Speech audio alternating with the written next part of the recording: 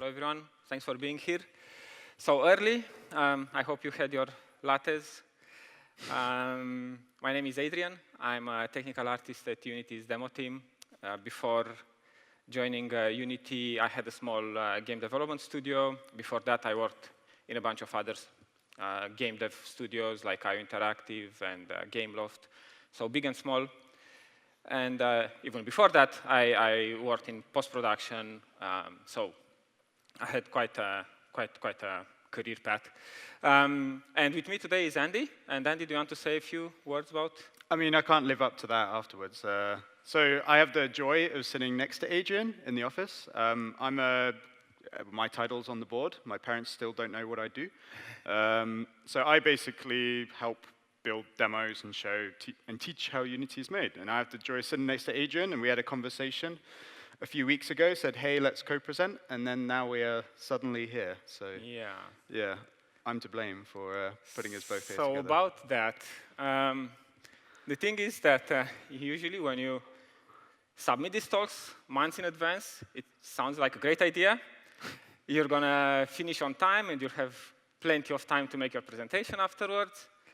You don't really count on everything breaking down at 2 a.m. before the deadline and working to fix it until 5 a.m., sleeping 2 hours, and then go back to fix some more. So, like, to be honest, I didn't have much time to create a presentation. There are not that many PowerPoint slides, but you know, we're going to spend as much as we can in the editor. Exactly. Which I think is what people want to see more. I hope so. This isn't a Microsoft conference, whilst that is good, but yeah. I hope so. So, like I said, I only have a couple of slides to show you, then we'll jump in the editor. I'll have a nice chat with Andy. I'm going to show you some stuff. And yeah, we'll make it work. I know some PR people are having some heart attacks right now. It's going to be fine. All right, so before I dive into the editor, just a few words about the demo team. At Unity, they've been there for 6 years. I only joined them 6 months ago, so I'm fairly new. I can't take credit for any of these things that you see on screen. But they've been at Unity for 6 years. I mean, with Unity for 6 years. They've been doing like really heavy production-driven development. They have the same, or we have the same issues that most productions have. We are a very small team, even though we work for a big company. We are a small team. And we have great ambitions, just as most of our users have. We try to punch above our waistline, or whatever you say. So, you know, like we have the same things. We chew a bit too much, and then we run into problems. But that's great, because, like I said, probably most of you are doing. I know that's what I done when I had my own studio. So I often describe so the demo team are usually using features that are so like years in advance, and they help actually sculpt and develop a lot of that. So a lot of the results that came from, say, post-processing and timeline and HDRP is from these projects. And I like to say they're not bleeding edge. They're there before the sword is even smelted, and then it becomes bleeding edge. So they're like preview bleeding edge in many ways. So when I started to work with the VFX graph, we had no documentation at all, nothing internally. I just had to try things and see what happens. Exactly. So the Heretic, I mean, maybe you guys saw the first part. At the keynote, we showed the second part. It's about a guy that has a suitcase, and it looks really pretty. He goes for a nice walk. Yeah, exactly. Into this strange place and does lots of interesting things. Yes. And in the second part, we introduce the other character that I'm going to talk about. So, talk topics today. We're going to start with Morgan, which is the other character that we introduced in the second part of the Heretic, and that's what I worked on for the past few months. And then, depending on time, we're going to talk on about the cave warp and about Boston. But yeah, a lot of the focus will be on Morgan, partly because it's a new thing, and we do have some information and videos and things already online in the other things, but it's if we have time. And we have the father of Morgan right here on stage, so it might be the best thing to do. All right, so I want to show you some clips with Morgan. in context inside the trailer, just in case you haven't seen it. Something that was not mentioned when they showed the second part is that it is still very much work in progress. And we're going to release the second part of the Heretic like later this year when it's going to be done. So work in progress, keep that in mind. Let's Alt-Tab. So this you're showing the finished one now, right? Or the Well, the work in progress one. Okay. What you saw in the keynote, right? Yes, what you saw in keynote. This is the second part. I guess people are familiar with that, so let's just grab to a few shots with Morgan just to show like the environment and then yeah, like give people a bit of context. Eventually, it's there.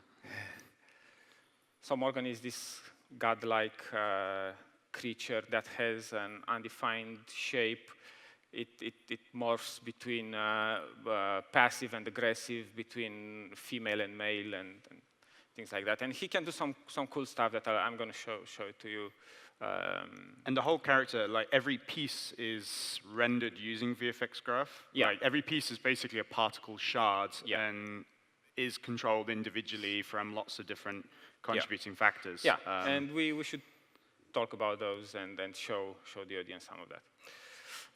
All right, but I think you guys got an idea about what Morgan is and looks, and maybe we should probably show what the starting point was, right? Yeah. So yeah, actually, like the two slides that I managed to make were about showing some concept art and idea, and I just want to talk about it. Like these things were done before I joined the team. I think they started to work on Morgan like I don't know, like a year ago, and then they got busy releasing the first part of the Heretic, and then we moved back on it afterwards. But it's just some concept arts made by Georgi, our ex-concept artist. He's no longer with us. I mean, with Unity, he's still alive. He's still around, yeah. He's still doing amazing stuff. Yes. So some concept arts and some blockouts that Georgi also did. Okay, so these are the end of this Morgan slides and all my hard work. But I can jump in the editor and play this, just a short clip. Brighter lit clip, because the other one has a ton of volumetric fog, and here we can see a little bit more clearly the different parts of Morgan and what Morgan does. All right, so we can go to frame 800, and let me just go here, get a better look. So as Andy mentioned, Morgan is made using the VFX graph, and everything is like a particle on top of him. Let me just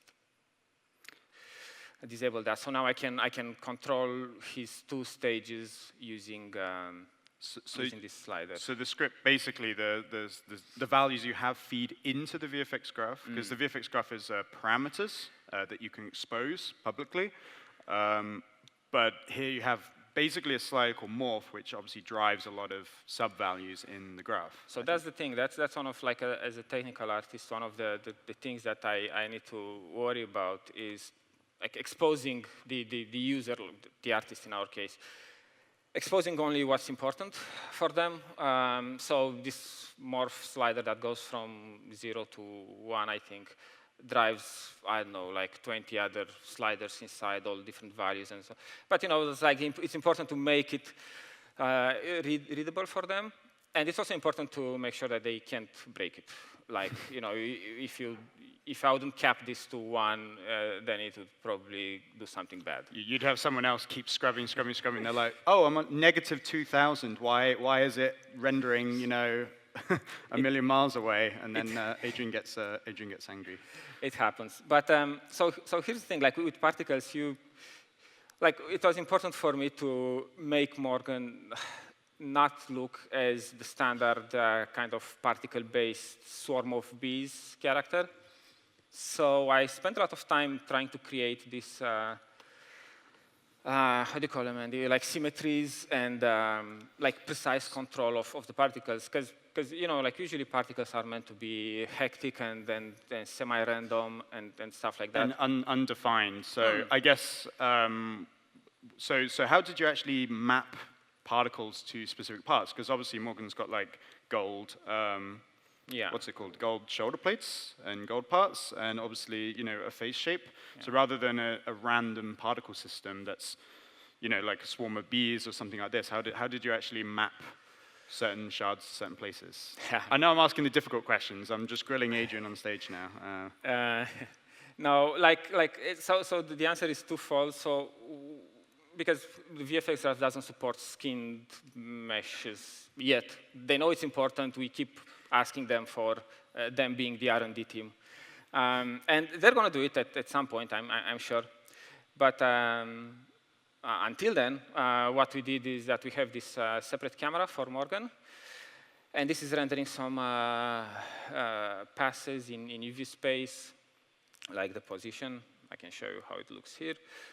So these are rendering out render textures? Yeah, exactly, and then fed into the VFX graph, and we're using those to make sure the particles stay in their place. So it would be like if I hold up a hand, then the camera is then capturing the hand's depth or position and twist. Yeah, like normal, yeah, exactly. So, so that's part of it, and the other part is that I'm making heavy use of Vertex Colors, and I can show you how Morgan looks. So these are the Vertex Colors that Morgan has painted. I'm using Houdini for that. So the mesh was created in, where was the mesh created and then brought into Houdini for you to paint? Probably Maya. I don't know. It was before me. But I got the mesh into Houdini, and then I set up a bunch of stuff there. So all these colors are used to just drive different parameters. Like we can change the type of mesh, but we can also scale it, rotate it, and stuff like that. So I'm going to be that person. Sorry. So the light blue parts so the light blue parts and the green parts and the red parts are directionality or the types of particles spawning at that point? Because I recognize the light blue parts are where the gold was, right? It can be whatever. Like, I mean, that's the thing. Like, we have only these channels, and we need to work with them. So depending on the body part and what we needed the particles to do, sometimes we use it to change the particle types. Sometimes we just drive some parameters like scale or rotation. So you bake a ton of data into Vertex Colors, which then VFX Graph then reads, right? Yeah, something like that. So why are the hands red? Like, they seem oddly brightly red. Caught red-handed, stealing the briefcase. Andy, you do have good eyes. So the hands and the areas around the mouth and nose is red because we needed more definition there. Because there, around the hands, there's like how do you call it, tighter curves. And we had one of the shots where Morgan has to grab the suitcase. That was a close-up with, or was supposed to be a close-up with the hand. But anyway, like was supposed to be a close-up with the hand. So it was important for the hands to look good, and also like the definition around the mouth and all that. So what I'm doing is, in the UV space, I'm increasing the UV area, and that's how I get more particles there. But because there are more particles, I need to make them smaller so they don't overlap each other that much.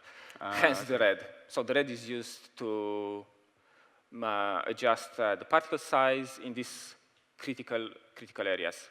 Because we're spawning more particles there. So we have like a nicer. So that way they don't have they don't have very big hands and stuff. It actually scales the particles down a little bit. Yeah. So if we go here, and if I switch to the female, or the whatever that is. Zero morph. Zero morph. Yeah. So yeah, you see that around the area, like around the nose and the mouth. the particles are a bit smaller and a bit more dense, and we needed just a bit more control over that, over those areas. So we highlight them in red. Do you also define the directionality of the particles? Because, for example, I remember, so I have the joy of sitting near Adrian and seeing all the experiments and process. I remember one point the character looked like Hellraiser, just with like this, and I guess it doesn't look well. Other than the hair in the male form, this one is a lot more like aligned with the skin and the shape of the face. Yeah. So no, we don't do that anymore. Oh shit! Sorry. But I can show some experiments. So that's the cool thing about working with like real-time effects, is that you can try a bunch of stuff. So like at some point, Morgan looked something like this, and this is maybe the directionality that you mentioned, Andy. Wait, so it looked basically like a shoal of fish at one point? Yeah, like, like in this case, I baked some flow maps from Houdini into normal maps and used those to like drive how the particles move on top of him. But we had to let go of this idea because it was super hard to make the particles behave nicely when Morgan walked. Like I have some tests to show that. Actually, like this was an intentional effect of like this. It still looks pretty cool, to be fair. Like well, thanks. The wild. So like we did a bunch of stuff. Like this one is similar, but instead of like it leaves some like frozen almost. So if people are here and they're currently looking at the frozen states of the trail, like what were you doing to freeze those states? Was it in VFX graph? You're saying. Render every one unit or something? So in the VFX graph, we had something like, you just define a bunch of conditions, and I think that was when they move away like a certain distance, then stop their motion. Like they would basically freeze, and then when they move even further, start to melt them away, like you see these guys start to die. So at GDC you're going to see this effect in a game somewhere, right? And someone's totally watched this talk. But like, let me just make another point. Like Morgan is still very much work in progress. He misses some body parts and like clothes. They didn't made it in. The hair is not simulated, unfortunately. Didn't have time for that. And some other effects. So you might see some of those experiments coming back in the final version of Morgan.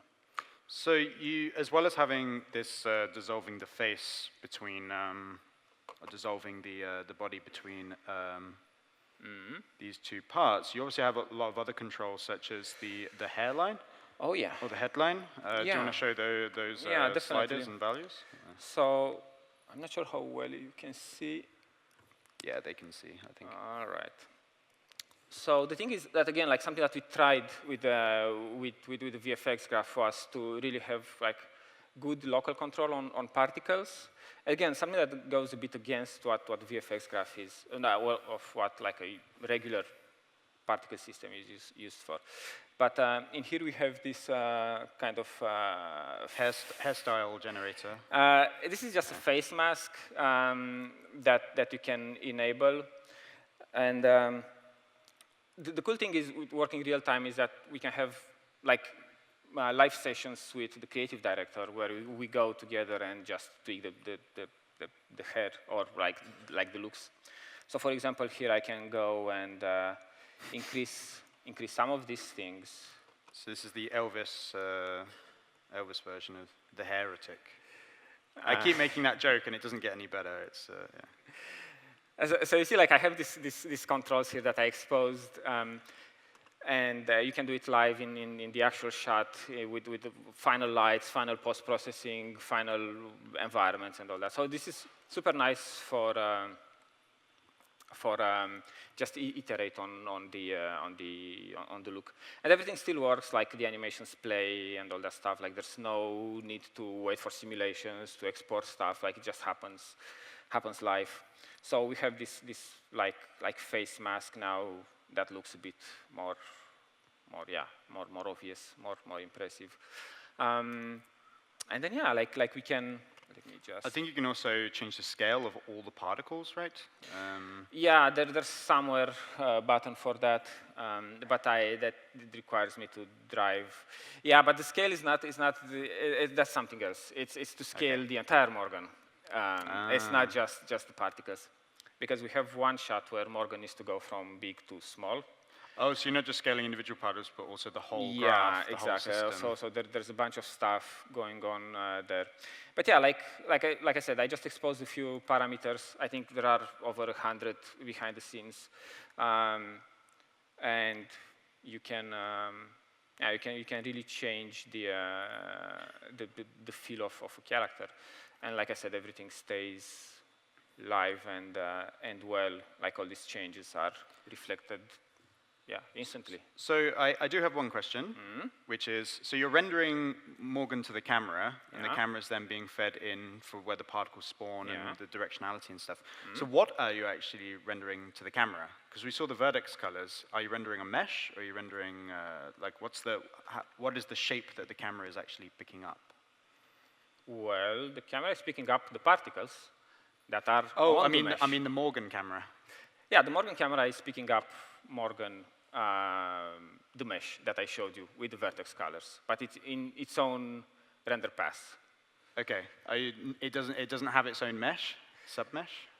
No, I mean Morgan it looks just like where is it? Show Morgan's mesh, looks like this. That's what I was looking for. Looks like this, and maybe now you can see a bit better. Also the blend shapes that change between these two, because there's two things. There's a skin mesh that changes shape, which you can see here, and you can see, maybe here, like now he's more like male-ish, aggressive, and here maybe he's more like female or something like that. And then we have the effect of Morgan that goes on top, and the effect can be decoupled from, so it can be driven separately by the slider, or linked with the blend shapes by using this button. Ah, okay. So you have the mesh, the blend shapes that's being rendered, then used. So yeah, you got that. Lots of there's a parts bunch of stuff that then come towards the end. Yeah. So one of the things that were difficult, I mean, it's difficult when you are in shader land, as VFX graph is to debug, different issues. So I think the best thing that I found to do that is by mapping parameters to different colors. So let me just show you a few things. We have, let's say, the morph. The morph, like the morph value, and now you can see that that's mapped from. Oh, so it goes from blue to red, and purple is the half. Yeah, half because many times you need to debug, like you don't know why things are happening, and it's hard to like figure out why. Like seeing colors, that's the best and fastest way that I could find. Let's talk about these two as well. But before that, I just want to show. Let me go to, to show some other benefits of working with live particles. So as I said, Morgan needs to do a bunch of stuff. Like one of them is that he has at some point some sort of body transfer that can look something like this. So we're using this like another transform for the origin, and again, like you can move it around. So you have this transform, right? Yeah. So how is the transform data? Whoa, okay, that's pretty weird. So how's the transform data actually going into the VFX graph? Yeah, I mean the VFX graph reads its location, and then like these things. Here is like the radius of how big it should be, but like this is what I was talking about. Like it's hard to like see some of these things until you get like the final stage. So what I did is we created a bunch of masks. So now the blue color represents the influence of this thing. So as you see, so from where the position is and its influence range, or the multiplier of how much it's actually pulling the particles Yeah. to a place. No, it's just this mask defines the radius of the particles that will be, like how many particles will be affected. So it looks something like this, and then we have a bunch of sliders here again, just to test different things. Everything runs live. You might have watched Infinity War, right? No. You've never seen Infinity War? Not a Marvel That's fan. hard to believe, right? Like, this looks very familiar, I think. Yeah. No, I might have seen some trailers. It's hard to escape them these days, or not now, but yeah, like a few months ago. So yeah, we have this live effect. Then the other thing is that there's a target, and again, you can move this around, and the particles will go there. Like there's a lot of flexibility. It's pretty cool. It's almost like Zen-like to change some of these settings, play with noise and stuff like that.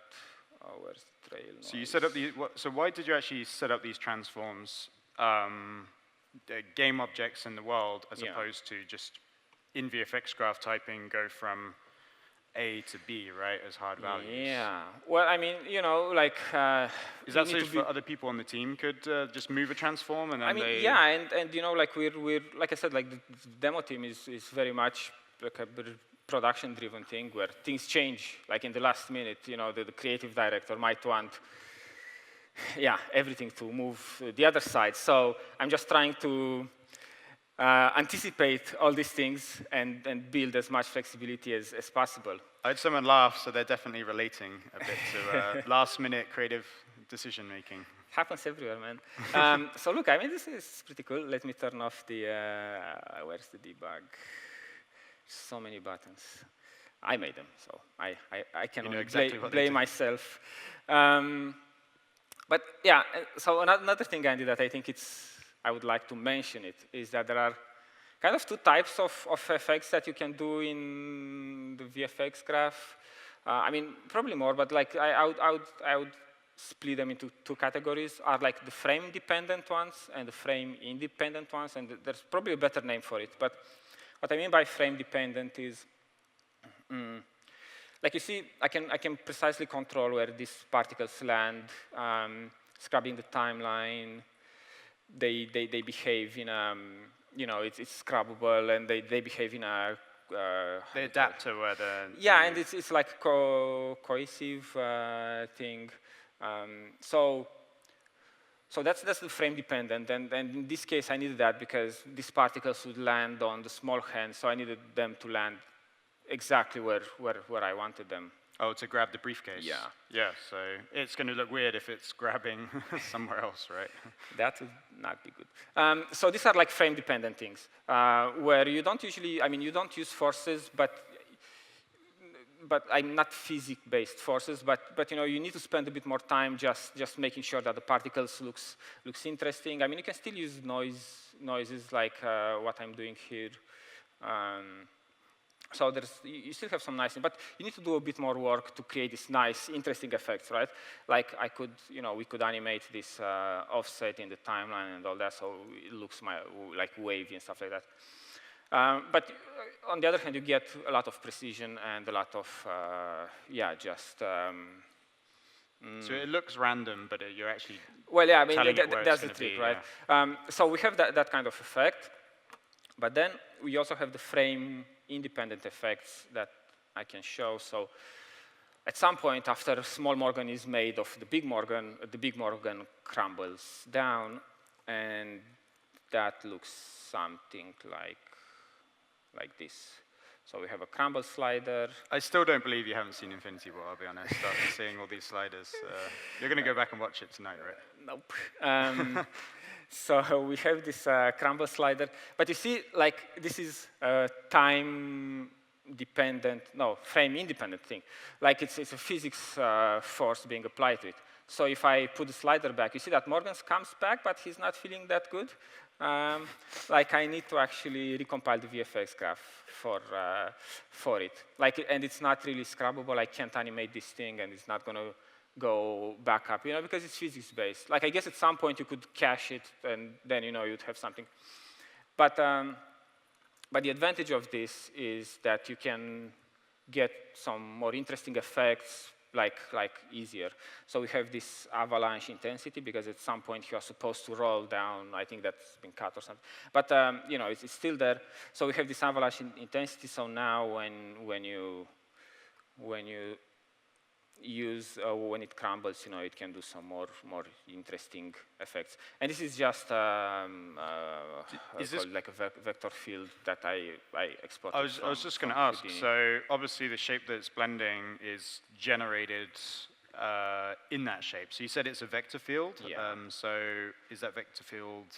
So you created the vector field in Houdini, and then you imported it in VFX graph. Yeah, and I have like another parameter, like another not parameter. What do you call this? Like another transform to affect its location. So as I move this around, the effect also moves. So again, just trying to build as much flexibility as possible. Yeah, I had quite a bit of problems like creating the crumble effect, and it's another place where the debugging, showing these guys by yeah, like using colors to map these parameters like really helped. So you can see that it's just a noise applied to it, or like I think I combined a few noises to create a more interesting thing. And let's see. And like the blue parts are the ones that are starting to fall. No, it's the other way around. The red ones are the ones that start to fall, and then the blue ones, are like the last. So yeah, that's another. So one thing I do want to ask is, so you have all these particles and shards, and some parts are gold, some parts are white, in this form, and the other one form has some darker parts. So is this just one big VFX graph, or like this, or is it like lots of mini VFX graphs with sliders and parameters controlling similar values? Because you're obviously moving a slider and affecting the whole thing. Yeah. So I'm not sure if I should say this. I'll say it. It was one big VFX graph until like a couple of weeks ago, when I realized that I had like terrible performance in the VFX graph. So you guys might want to keep an eye on that, but it was like hundreds of nodes. I'll show a small one. So anyway, like a couple of weeks ago, I said, okay, I need to do something. Can't work like this. By the way, by that time, I didn't have access to the subgraphs, which are super awesome. So everything was supposed to, because we were running an older version. So everything was supposed to be in like the graph, right? So what would the subgraphs have helped with? Yeah, I mean, I'll open a small graph. Give me just a second to finish. So anyway, like we had this huge graph.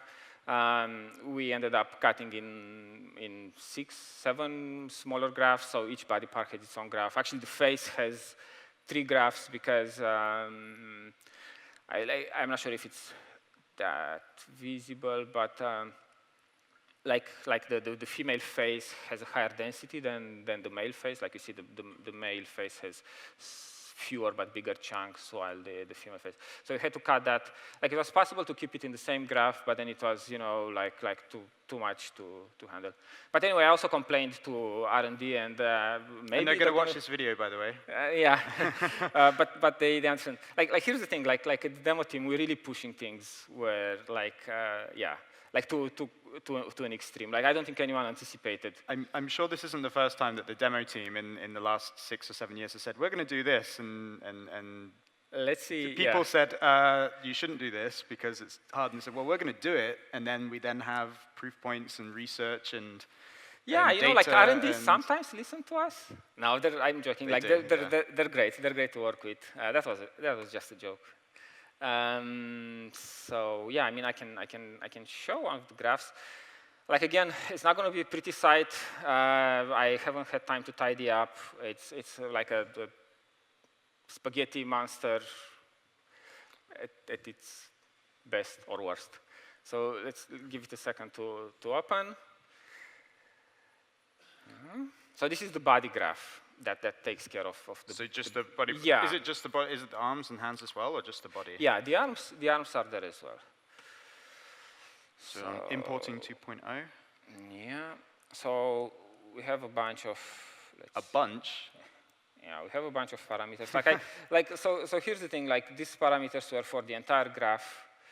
But now that I split up, like I could go and delete these things, like the face ones, because they don't care about it. But I just never had time to. Like I said, we run until the last moment. But this is like how the body graphs looks. And you've handcrafted. You think this is bad? Like this? You've handcrafted each individual node yourself, right? Like we had 7 of these next to each other on the same graph. So no wonder it was slow. So this talk's now gonna go on for 10 hours, and Adrian's gonna explain each individual node and its purpose. So buckle in. So I noticed you've got this big long column in the middle, right? Yeah. Is that the end of the graph? That's like. What's that big long column do? This is, let's see, update. So this is, where each frame we're doing something to particles. And then the outputs are, come on, scroll, are these guys. So you see like body female, body male, because they're using like different meshes where they are here. Yeah, so right now actually this is work in progress. I'm trying to create like a low poly version for us. But it's not ready yet. So you see like there's different body parts. Like the male, I had to use, because the particles that made up the male things are not symmetrical, I had to use two different versions, like a mirrored and regular one. So each of the outputs come from the update, right? Yeah. And each of them correspond to gold parts, white parts, yeah, exactly. red and eyes. then like I'm using these guys like set alive based on thresholds on like how do you call it, like Vertex Colors, So if red is more than this, then show gold or something, or blue in this case. So like I'm trying to stay as organized as possible. I hope we're going to get collapsible groups at some point. Like no one promised them yet, but I keep asking. And these are the subgraphs. So these guys have a bunch of other nodes before. And as I said, like until a couple of weeks ago, we didn't have access to these ones. So yeah. So inside the subgraph is a bunch of other graphs. Other graphs. Yeah. Right. Okay. And like the cool thing is that all these body parts share the same things. Like they all need to morph and they all need to transfer and stuff like that. So that's where the subgraphs come in handy, because then you fix one, like if you have an issue or you want to change something, you do it in one subgraph, and then it's gonna magically, well, not magically, someone made it, but it's gonna show up in the others. So this subgraph's used in all the other body part graphs, like the face and the hair and stuff. So you fix this, you're like, oh, I need the particles to be long lines or whatever, or shinier, and then it goes boom, boom, boom, and definitely. With that same sound effect as well. Well, let's talk with our sound guy. So yeah, like I said, a bunch of parameters here, a bunch of stuff. So it's really important to like expose, what makes sense for the artist to use. I mean, in this case, I'm the artist as well, but I still don't want to scroll to like hundreds of parameters just to change something. Try to keep a decent naming convention as much as you can. That always never works, but you always try. I can see why you actually have, so you have that Morgan script. So I can see why you now have slider for morph and not 10 sliders for morph. Yeah, I mean that's the cool thing about Unity and the editor, like being extensible, and like I can create a nice interface for me or for whoever uses that. So it's just going to save us a bunch of work. I do have another question, as I've got many. So these sliders. So what without going, or you can open the script if you want. This is your Morgan. So this slider, or the values that it's setting to the parameters in the VFX graph, what's the API like? Like how do you take value 0 to 1 and then you map that into VFX graph as a node? Well, I mean, you basically write VFX graph, set floats, set ints, and okay. But it's pretty straightforward, And then inside the VFX graph, I do some remapping. to take this 0 to 1 to whatever value it's actually needed. You know, that makes more sense than going minus 3.5 to, you know, we actually, 11. slight tangent, but the 2D demo in the keynote, we actually had a value that was like 0.009 to 0.133, and that was just garbage to scroll, so we just remapped it to 0 to 1. Exactly, like, you know, like makes life for you easier, stuff like that. So again, just a bunch of stuff that we can regenerate things. They come really handy when things break down. Yeah, just trying to get as many tools as possible. And I really believe that, you know, it's worth investing some upfront time in making sure that you have some nice like tools to debug and do stuff. So like these things came really handy, especially when you're pressured and yes, instead of diving deep inside the graph, you can just turn on, you know, whatever this thing and see, oh, yeah, it just makes it easier. People now are going to make characters that are blue and red now. and all the experiments and things that you've made are going to pop up at GDC. You're going to... Let's see. So I think this is the first time the Unity demo team made like a VFX-driven character with particles. I mean, Andy, you've been with Unity for more time. I know. Yeah, off the top of my head, yes. So the thing is that there are a few, like it's also a bit of a mentality shift that needs to happen when you work real time, because usually, you know, we work with timelines and shots and then things like that. And creative director, he wants things to be like, you know, I want this particle to be exactly there. Or I want Adam to be posed in this way, or I want a tree in Book of the Dead to be here. So there is a bit of trade-off, you know, because you don't have this precise control all the time, especially when you're dealing with frame-independent effects like the crumbling and the forces and physics like that, you know. So yeah, like it's just it does require a bit of adjustment from the team members, and some of these particles might be too heavy before I get to optimize them, and then everyone is angry that they can't work in the scene and all that. So then I made, you know, show Morgan as mesh so they can, yeah, keep quiet. But you know, like we're working live. There's not a simulation that comes from somewhere, so. It is, you know, it is a bit of I mean, there are some trade-offs, but I think by far the pros outweigh the cons. Like just you know, having spent so many years waiting for simulations and seeing why the render farm stopped working and stuff like that, and then, you know, like having this awesome real-time revolution that we're going through. Yeah, it's super exciting. So what's the one main of working on Morgan, and probably some more in the future? What's sort of like the one or two things that you learned that have been different from projects you worked on in the past?